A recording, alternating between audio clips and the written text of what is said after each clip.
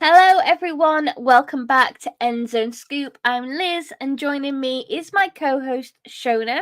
You'll notice that Dana is missing. She's currently enjoying time in Germany, so we're definitely going to miss her today. we are What? at the crunch. What We a are. perfect wee spot to go. What a perfect wee spot to go before Christmas. You know, all the German markets and I know. the Like UK I would tries to do really its own like that. version and it's they're I god went awful. to Manchester's one at the weekend, and it was me. It I was went just to one in Edinburgh because I was like, obviously, Andy's sister lives there, and we were told, oh, it's amazing, like blah blah, it's so good. We literally, Andy refused to go in because the queue was so big, so he found himself a wee pub, and then Anna and I were in the queue going into the market, and then we literally were in for 5 minutes, and I yeah. turned around to her and I was like, let's just leave. I hate it. There's just nothing in them now. Like there is literally just nothing in No, them now. It's just food, which is fine if you're going for to food. go for food. Yeah. But other than that, it just I don't really that like looking at all the stores that were in Manchester, for example, there just wasn't necessarily anything unique or anything particularly Yeah, that's exciting. what I was thinking. Like Yeah. in Edinburgh, like there was no like local stalls, or it was just this like Yeah. cheap arse tap that they pretend is Bavarian. And I'm like, oh come on! If any Germans were here, they'd probably be like, "What is this? What Yep. is this nonsense?" Yep. Just make it a maker's market instead and have like literally Yeah, independent businesses it's because like it's local there. stalls, and then you still had your like your bratwurst and your mulled wine, and Yeah, yeah, yeah. I feel like that would work so much better than just the tat that they do sell. So literally before Shona and I went live, we were moaning about how we weren't necessarily feeling Christmas spirit this year, and I think it's just pretty obvious. We I just slugged off all the markets. I think it's really obvious. I was listening to Jeremy Vine earlier as well, and like Oh literally God. tons of listeners were coming on. And they were like, "I hate Birmingham's one. I hate this one," and I'm like, "I feel them. I feel them." Yeah. They're not what they used to be. Yeah, you're better off going to Germany to get actual Christmas markets, I I'm suppose. I sure don't know. Dana is loving them, and we wish her all the fun in the world over there, and hope she's feeling festive because we're not so much. Got Grinch and Grinch over here. Well, that poor viewer is listening to our moans right now, but we are Her at rant the over Christmas, yes. But what we are excited for is NFL football over Christmas. Woo! exactly we are. So that's it. So that's exactly one of the things we're going to be talking about today. We are very much in the crunch kind of time of the season. So we're going to chat about some of the upcoming games. We're also going to talk about Santa's good list and Santa's naughty list. So the players that we feel are on each of those. We're going to talk about the current playoff standings and the teams who are out of the run or on the bubble is the term. If the season ended today, they'd be gone as too. So for anyone who has joined us live, don't forget there is a chat function. So if you've got any questions or something you want to say during the show, then please drop that in. But before we get started, Shona, like, how are you and are you set for Christmas?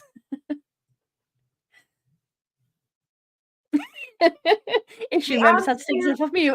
would be no. I am not anywhere. Well, I felt like so. I love so obviously I live in between Aberdeen and Inverness, as people know, and I love shopping in Inverness because it has like more of like your wee cute like independent shops compared to like Aberdeen, which is mostly like your big centers and stuff like that. So I was like, fine, I'm gonna go Saturday. I'm gonna blitz it all. I did not blitz it all. And now I'm sitting here going, it is like 6 days before Christmas, and I'm still not blitzing it all at all. Um, I will get there. I don't like, yeah. It feeds into my I'm not feeling festive. Yeah. And What it's about all you, because you're Sandra? Are not you over here? organized. We'll get it one day. Maybe we'll be excited next year. Or maybe we'll be excited come Sunday. I don't I know. will not be excited until like the 23rd or something. I feel like that's Yeah. when maybe or the 24th, maybe. I have no idea. Is the 23rd when you finish? I finished on the 22nd, so I feel like once work's done, I'll be like, okay, festive time. Well, speaking of festivities, so we've also got a really good slate of games coming up this weekend. Thursday night football, Saturday night, Sunday night. Christmas Day itself. Like there is so much football. Football. Who needs to leave the house? Just sit and watch NFL. Don't even need to go anywhere. But yeah, there's a lot of games that we could discuss. But I know there's a couple that Shona and I were talking about on our messages earlier today that we're very excited about for a variety of reasons. So those games being Cowboys at Dolphins. Now we know that the Cowboys struggle on the road, so that could be interesting. Raiders at Chiefs. I picked this one just because of the insane result that happened at the weekend just gone. And Ravens at 49ers, because that is going to be juicy as hell. Shona, what are your thoughts on those matches and how do you see those games going? Well, I think the Raiders game, which is that, basically like a basketball score. I feel like obviously the Chargers are in a well, complete, what is it called when people there's a saying, they're on a slippery slope. They're just like sliding. They're tanking. They're tanking down. Obviously, didn't they fire their head coach? And then there was rumors on Twitter they were going to fire their other head coach at halftime because they were losing so badly. I mean, I don't think they would have. But the Raiders, who aren't good either, also scored 21 in the first quarter and 21 in the second, 2-0 of the Los Angeles Chargers. Do I think we'll see the same shootout against the Chiefs? No. I'd be shocked if we did. last week the two sides met. The Chiefs won 31-17. So I don't see it happening again. But I do think it'll be an interesting matchup. Obviously, the Chiefs did win yesterday. I don't feel like they're as a juggernaut as they were last season. Mahomes was getting very frustrated on the sidelines yesterday. I noticed as well in terms of when his team got picked off. He threw the ball. So is it really him getting picked off? You don't know. Anyway, he's getting very frustrated. And then also, you got Taylor Swift up again, going mad at Travis getting hit and the penalty wasn't called. And that's what they're all talking about. So I don't know. It'd be interesting to see what will happen there. But I do think the Chiefs will probably end up the winners in that one. Yeah, I'd be surprised if they didn't. I think Cowboys Dolphins is really going to be interesting. We know that Cowboys haven't won something since 1995. We know they're ambitious. We know we want to do it. I feel like this year, if anything, could be the one. This is like their best chance, but at the same time, on the road, they just don't do very well. So I don't know. I'd be intrigued to see how that kind of game goes. Yeah, obviously they lost to the Bills yesterday, 31-10, and not because Josh Allen was having a good game, because basically the rest of his offense was. And I just feel like I laugh about this every season. We literally go through a cycle with the Cowboys where they're like, we've drafted well. This is our year. And then they're like, oh, we're playing well. We damn boys. And then all of a sudden they just choke. And it's like they lose in the first game of the playoffs. I'm not saying that's going to happen this year. I don't think that will. I kind of hope it doesn't happen this year. I feel like the playoffs without the Cowboys is a little bit boring. Because I feel like people don't like them. And if you are Cowboys fans, you love them. So I feel like they bring that sort of heat that I feel like we're sort of missing from the playoffs since the Patriots haven't made it again this year. You always root for the fact that you don't want the Patriots to win, which is your team's not in it. You don't want the Pats to win, but they're not even in it. So you're kind of so if Dallas makes it, I'll be rooting for them not to win. Really? Oh, I don't know. See, it's so funny. I was thinking about this the other day when I first became a fan in 2012 is when I first started watching. Well, 2014 is probably when I knew it a lot more. And you hated the Cowboys and you hated the Patriots. That was normal. I haven't hated the Patriots now since Belichick Brady divorced. And I can't explain why, but I have liked the Cowboys more over the recent years than previous. Maybe I don't know. Maybe I like Dak. I don't know. But there's definitely something there that makes me like the Cowboys more than I used to. I think it's also because I've been binge watching the Dallas Cowboy cheerleaders program too, as you do. NFL whole thing for the Dallas Cowboys. Well, they do get into the NFL playoffs. So, or no, what's the Pro Bowl? The cheerleaders go to the Pro Bowl, which I always find highly amusing when they celebrate that. And I'm like, I have no idea who they are, but good for them. I think you're right though. The Cowboys are they have some really fun players to watch. I am a Yeah. fan. I am a fan of Dak. My issue is I just do not like Jerry Jones whatsoever. A lot of people feel that way, yeah. So do I want him to win the Super Bowl? No. Do I want the team to win the Super Bowl? Probably. It's a bit like England, like where I don't want them to win, but I love the players. I just don't want them to win because the media is annoying. Yeah, oh my god, yeah. Well, the media's got a lot to blame for, hasn't it? And how are you feeling about Ravens at 49ers?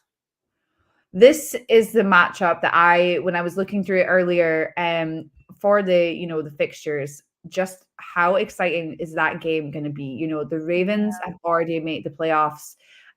So have the Niners, I think they have. Yeah. Yep, the And Niners. obviously, Yep. at the minute, the 49ers are favored over the Ravens. Because this two sides could potentially be the Super Bowl this year. Yeah, oh my god, yeah. Definitely. Because as we said this earlier in the podcast, I feel the Ravens are sort of quietly going about their business still. I might have jinxed them that week when I said that. Sorry, guys, because you lost that weekend. But like, I feel it's a great matchup. There are two teams in the thick of it, and they're going to be. It's just going to be really exciting to watch. Yeah. I don't know who's going to win. Is my prediction. Yeah. Prediction.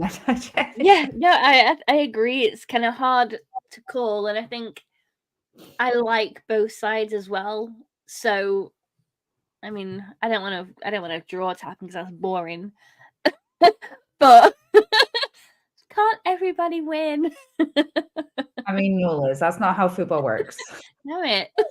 It's a great day to end the Christmas Day triple header. I feel with that tantalizing game.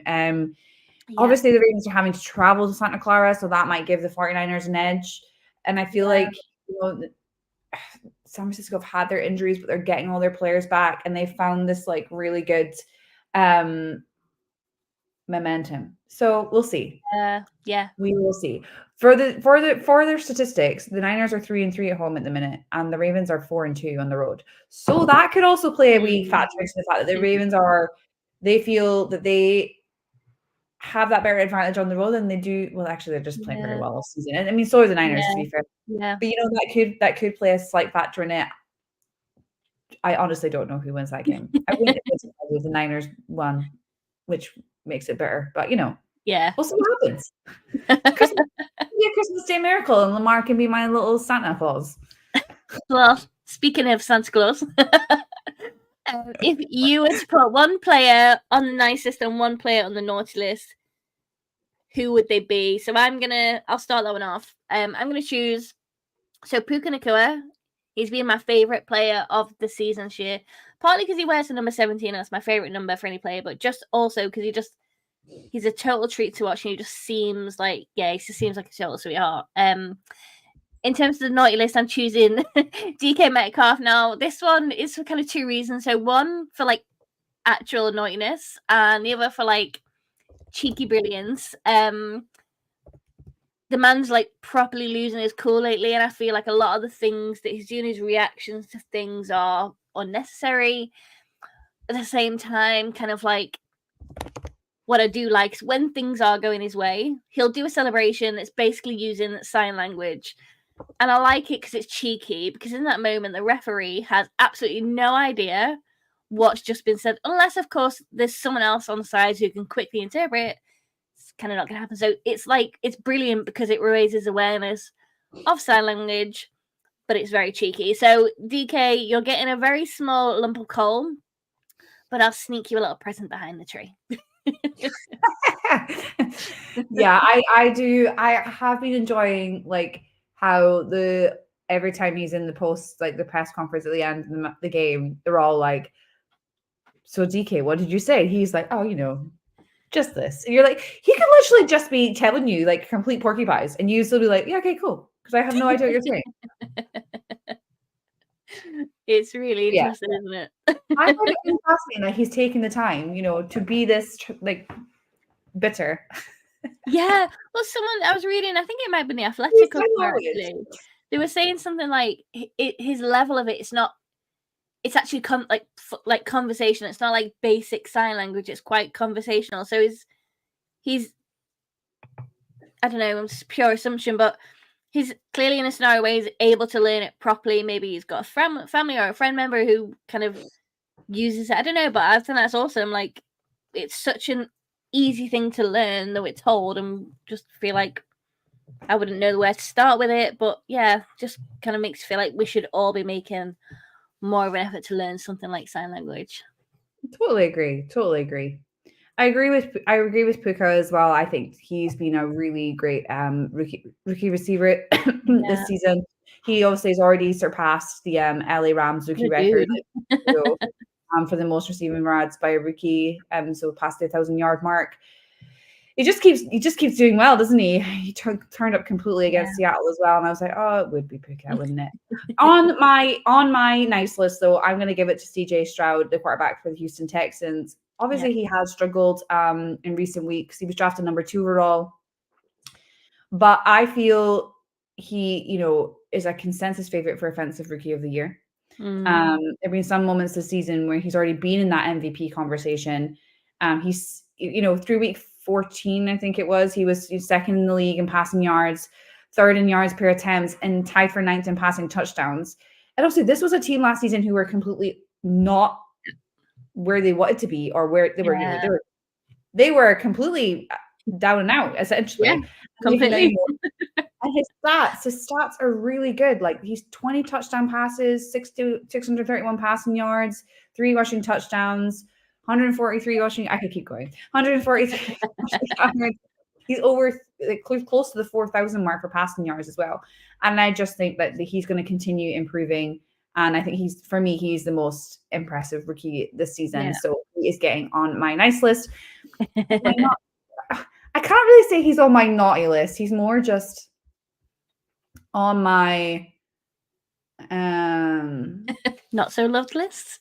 Not so doing great list. Josh Allen. Oh, what's happened to him this season? Well, I feel like we're seeing the Josh Allen of old, like, from his first couple of seasons when he's coming back in. He was not the reason that they won yesterday against the Cowboys. He had a touchdown pass and a rushing touchdown in the game, but he only threw for 94 yards. Whereas running back James Cook, he rushed for 179 yards and ran for a score. And Cook also had 2 catches for 42 yards and a receiving touchdown. So basically, your running back won you the game. I think he kind of had a great analogy, at the end of the game. He was like, I didn't think I threw the ball that well many times, but I just found a way to win. I found a way to win. I felt like the kid that didn't do anything in the class project but still got an A. That's brilliant. Oh, I love it. At least he knows, that he didn't do well. I can't put him on my naughty list. I don't want him to get a lump of coal. I just want him to, maybe get a nice wee hug. Give Santa a wee cocoa, for Christmas, and maybe he'll and maybe him and the Bills will do better. I don't know. Maybe. Poor Josh. I'm sorry, Josh. It was only the only person I could pick, but hey, that was a great analogy. That's a brilliant analogy. In the class project, didn't do anything, but still got an A. I don't know why, but I feel like he looks a little bit like Chris Pratt. He does a wee bit. I mean, he's also dating an actress, so he's probably going down that route eventually one day, maybe, potentially. I don't know anything. I just Oh dear. Well, let's move on to the playoffs then. So, in terms of who's clinched their playoff spot, so we've got the Ravens is the only AFC team with 7 available spots in total. In the NFC, we've got the Eagles, Cowboys, and the 49ers. And the 49ers being the only team that's clinched their division, I think.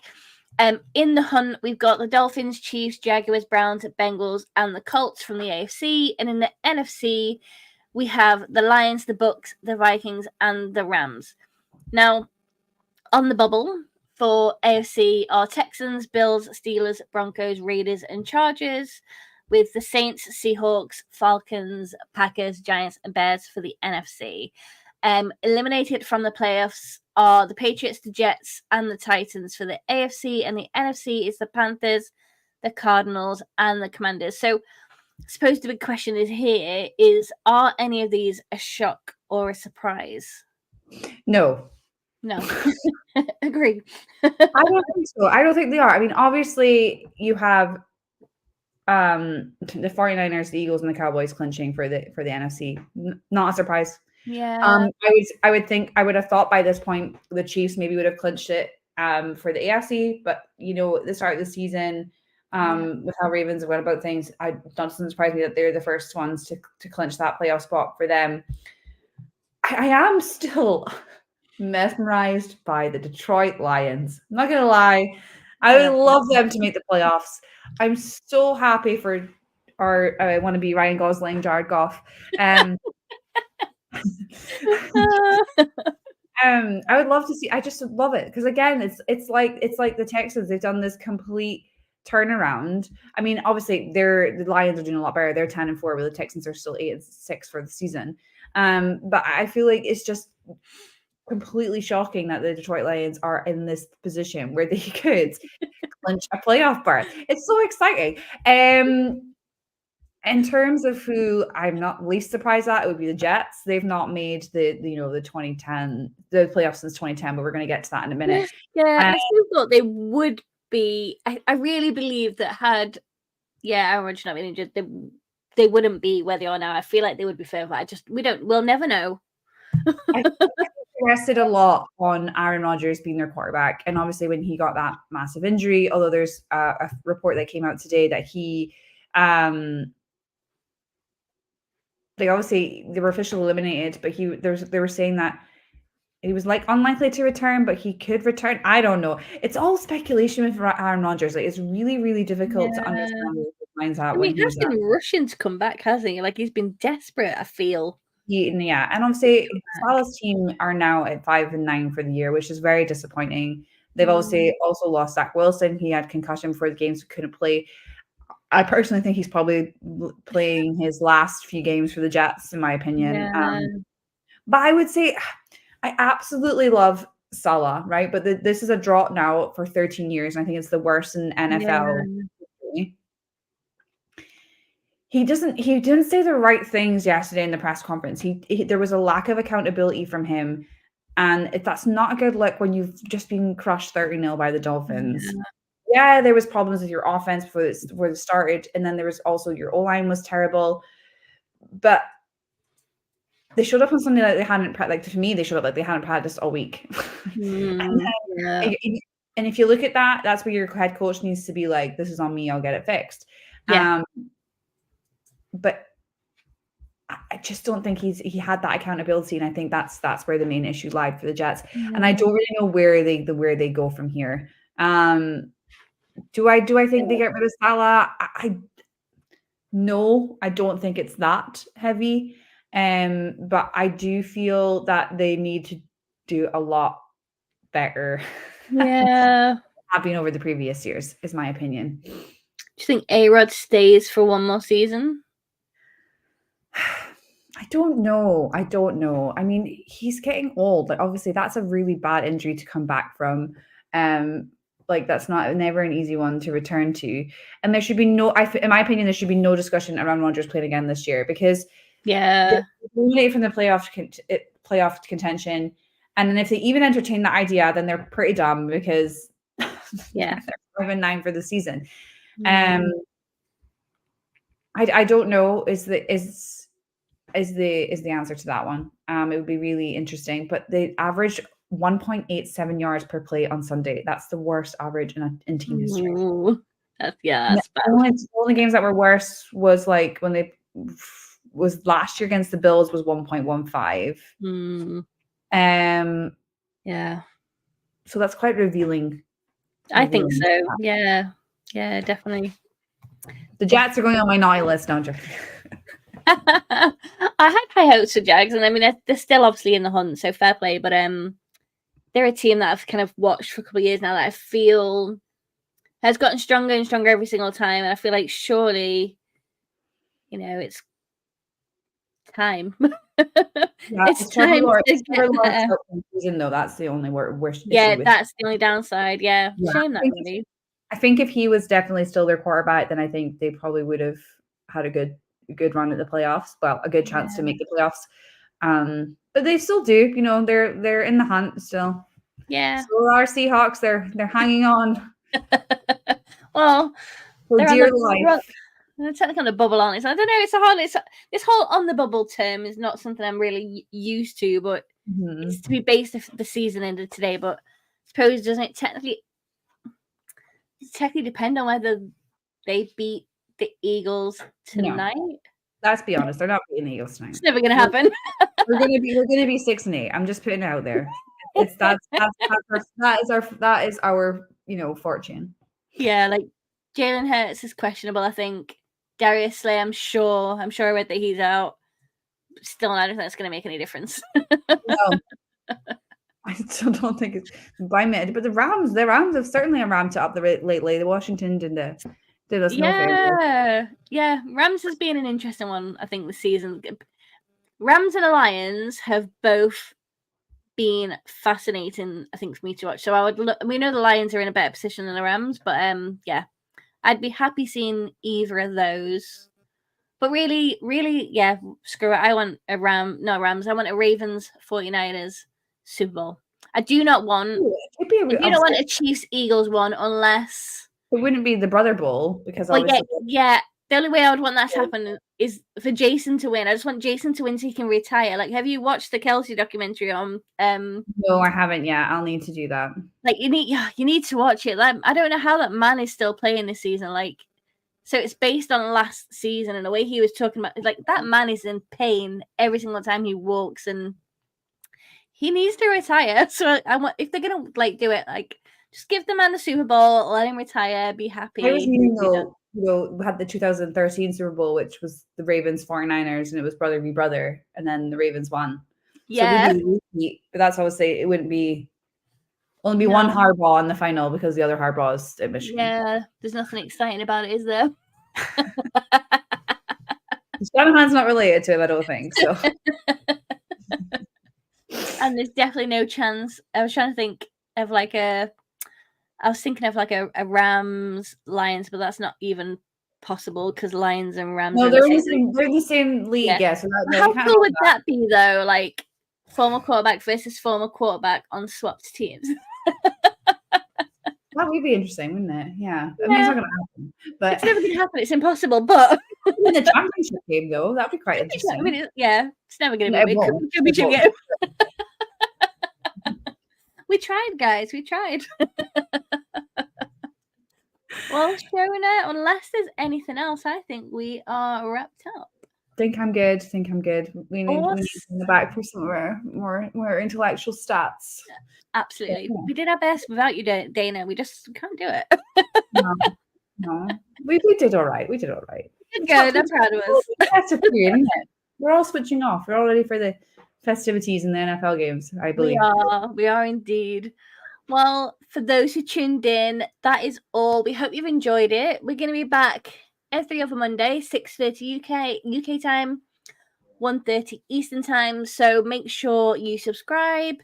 So thanks for joining us. Have a lovely Christmas, and we'll see you in the new year.